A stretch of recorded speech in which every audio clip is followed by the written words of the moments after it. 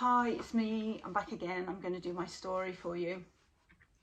I'm going to have to still read it from the book. I haven't quite learned it off. So it's based. It was a real event that happened in Bethnal Green Tube Station, and it happened on the 3rd of March in 1943. 173 people, mainly mothers and children, were killed in a crush. It is believed to be the biggest loss of civilian life during the Second World War. Okay, so I'm going to go through it with you. So basically, there was a young doctor who just finished her training. She finished it for a year. Her name was Jane Martin. And it took place, basically they got a phone call, and it was at 8:45 on the 3rd of March 1943 that they got a phone call. Hospital received a call to say expect 30 faints from a tube station. So she changed all the beds. They changed the beds, and the bodies were carried in, but they were purple because basically what had happened was the air raid alarm had gone off. So the people had run to the tube station, and there was a lady with a young child, and she fell, and an old man fell on top of her, and they all had thick coats on, and basically they were asphyxiated. But when the people saw them, they pulled them out. You know, they pulled them all off the staircase and threw them outside, and they were pouring hosing them down with water, thinking that they fainted, but they hadn't fainted. So by the time they got to the hospital, they're actually purple. So yeah, so anyway, she kept waiting for the main consultant to come, but the main consultant didn't come. So she made the beds up, and she had to deal with all these dead women and children. How scary. There was just her. She'd only been qualified for a year, and 2 medical students that were doing all this. So it was really, really tough. So they were moving cola. They continued, you know, sort of helping them until 11 o'clock at night. The bodies kept coming in till 11 o'clock at night. I'm just trying to get to the bit. So it started at 8:17 and went on till about 11 o'clock. So what it really was there was aircraft guns in nearby Victoria Park, and these were mistakenly, so basically they were anti-war craft. They were mistakenly thought to be enemy bombs. So that's what it was. They were new anti-aircraft in Victoria Park, which was opposite the tube station.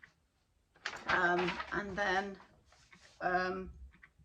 so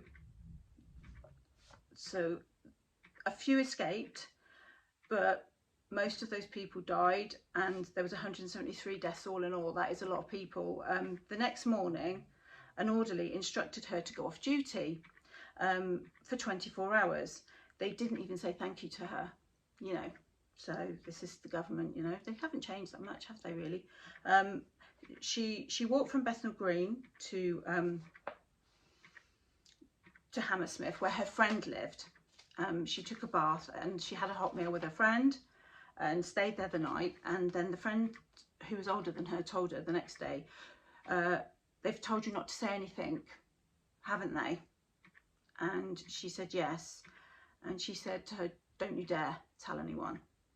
So the government didn't want it to look that things were out of control. They didn't want the people to that things were out of control, and that basically they wanted to keep it a secret. And she could have been in a lot of trouble if she'd have said something. So she could have lost her job, and I think that still goes on today, to be honest.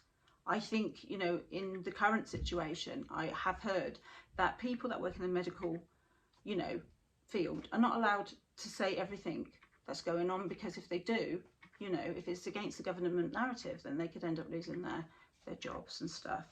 So I think it's called a gagging order, actually. So after that, she kept really quiet. But when she got to the hospital the next morning, the medical students weren't there. They were completely gone, and she never saw them again. So she just kept it quiet, but she had nightmares about this all of her life. You know, she kept seeing, I mean, if you saw something like that, you would be suffering with like PTSD, I would think. And so she was having nightmares, and it must have been really horrible. So and she kept it to herself. She kept that quiet, that secret. But years later, she was still working as a caring sort of, I think she was a caring person, you know, in the hospital. And she was looking after a disabled patient. And she admitted to him that the patient, they had to go down on the tube station. And he started to talk about that disaster that had happened. Anyway, so she was there, and she admitted that she was there, and he was really shocked. Well, you would be, wouldn't you, if somebody said, well, actually that was me, you know, I was the one that you know, saw the whole thing and was involved with all those poor people that had lost their lives. So he told her of a memorial service that took place, and this terrible tragic disaster has left its mark on people.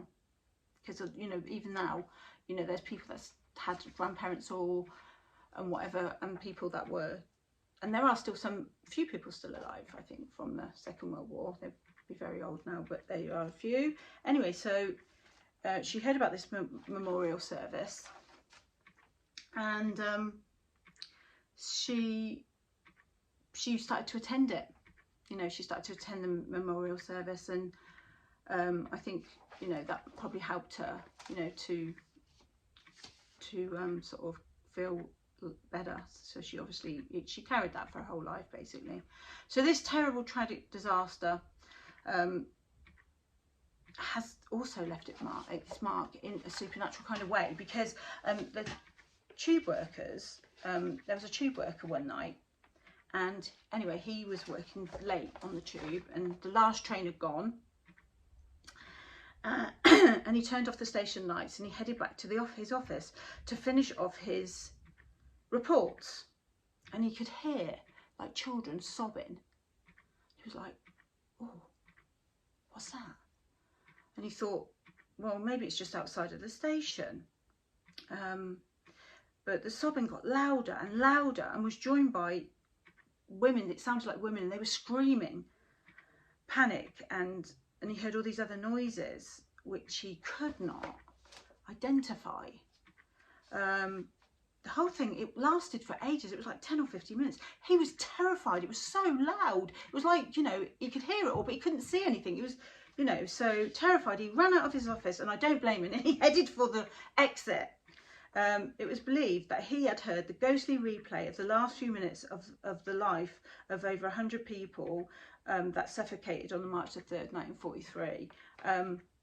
So yeah, so you know, these disasters sometimes leave their mark, because, you know, it's been so dramatic and so many people have died, and so they do leave their mark on places. A memorial was erected called the Stairway to Heaven in 2017, and the ceremony to unveil was attended by relatives and survivors of the tragedy.